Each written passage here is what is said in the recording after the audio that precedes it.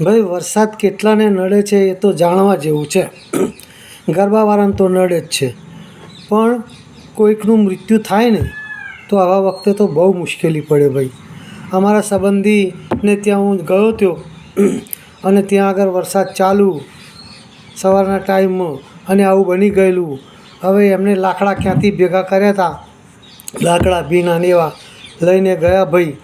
આજે તો મેં બહુ પુણ્યનું કામ કર્યું હોય એવું મને લાગે છે. બોલો, મને યાદ આવ્યું, લાવો ને એક વિડીયો બનાવી દો. તો આજે લઈને ગયા અને લાકડા ભાઈ ત્યાં નાખ્યા સ્મશાનમાં અને બધાએ ગોઠવતા હતા ને એક મોટા લાકડા હતા એમાંથી કીડીઓ નીકળી. તો પેલા ગોઠવતા મેં કે ભાઈ ઊભા રહો, રહેવા દો. તો લાકડાને પછાડી અને 2-3 હજાર જેવી કીડીઓને બચાવી હશે. બોલો, નહીં તો બિચારી સળગીને મરી જ જાય. આપણે એક જીવ જાય છે માણસમાં કે ગમે તેમાં અભ્યાસ પશુ, તો આપણી આંખમાં આંસુ આવી જાય. આપણે કેટલું વલોપાત કરીએ છીએ, કેટલું રડીએ છીએ. તો આ તો હજારો જીવ અંદર મરી જાય.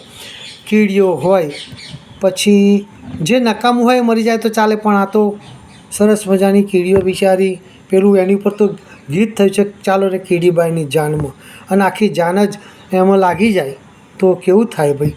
એટલે આવું જરાક ધ્યાન રાખજો.